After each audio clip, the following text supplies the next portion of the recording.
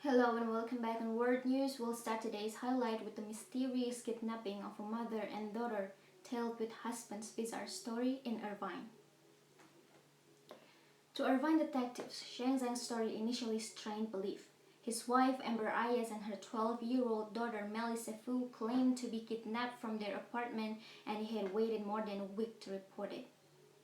Zhang, a 42-year-old Uber driver, said he had been knocked out by a stranger at his door with an unidentifiable mist. He cleaned blood from the carpet. He followed kidnappers' instructions to behave as usual, posing as his missing wife on WeChat, and he even told his stepdaughter's school that the missing 7th grader was sick at home.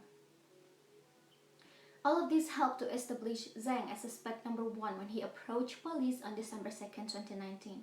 Interrogating him for hours, police told his story was impossible. Even experienced told detectives that a husband who killed his wife and stepdaughter was a far simpler and more believable scenario. Irvine advertises itself as America's safest mid-sized city, and for a year and a half its police department said little about the unsolved disappearances of 34-year-old Amber Ayaz and her daughter Melissa Fu, a student at Rancho San Joaquin Middle School. Now, after what they call an exhaustive investigation including more than 40 hours of interviews with Zhang and a parallel investigation by the FBI, detectives say they have not been able to disprove Zhang's bizarre account. Instead, police say it has proved consistent on point after point, to the point that theories in regard to issues are racing at the speed of light. The 7th grader, who used to talk to her grandmother daily, has not contacted her since. Ayaz has not touched her bank accounts in America. Their passport were still at the apartment. The Chinese government says she hasn't touched accounts in her native China either, nor has she or her daughter entered the country since they vanished, which make the other famous theory seem likelier by the day, that Ayaz and her stepdaughter are the victims of an uncommonly efficient and sophisticated broad daylight kidnapping that became a double homicide. The most illustrious theory came from Zhang himself.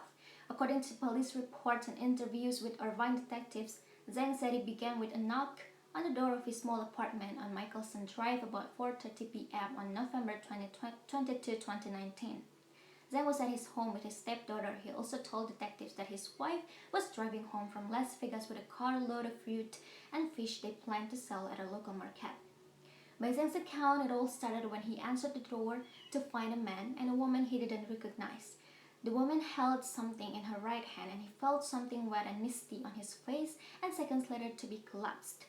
He woke up on the dining room floor hours later after found blood stains on the carpet and a bloody handprint on the kitchen wall, only to find out later that both his wife and his stepdaughter were gone. Zhang, who is a Chinese immigrant that speaks little English, said he found a handwritten note on white lined paper in Chinese, and it told him his wife and stepdaughter were okay, that they would be able to be home in a few days. If you contact police, you won't see them again. The note said, "Clean the apartment, act normal, we are watching you." The notes appeared repeatedly in front of Zhang's eyes for the 5th time, so he had the bloody pages of carpet cut out and replaced. He tried to remove the bloody handprint on the wall with bleach, then painted over it, and he went to his stepdaughter's school and lied that she was ill. When they didn't appear, Zhang said he decided to call police, who noticed that he was very nervous that he might be seen talking to them. He insisted on spending the night on the couch at the police station rather than returning home. Zhang also claimed that he didn't know who had kidnapped his wife and stepdaughter or why there had no been demand for ransom money, but he was afraid the kidnappers were watching him. Starting the day Zhang reported his wife and stepdaughter missing in December 2019 until mid-January 2020, 44 days in all, dozens of detectives worked in shift to surveil him around the clock. All of them stated that Zhang was 100% cooperative with the investigation. For instance, he let the police search his apartment, directing them to the bloody handprint under the paint on the kitchen wall. Forensic techs found the replaced patches of carpet, peeled them up, and found blood on the painting underneath.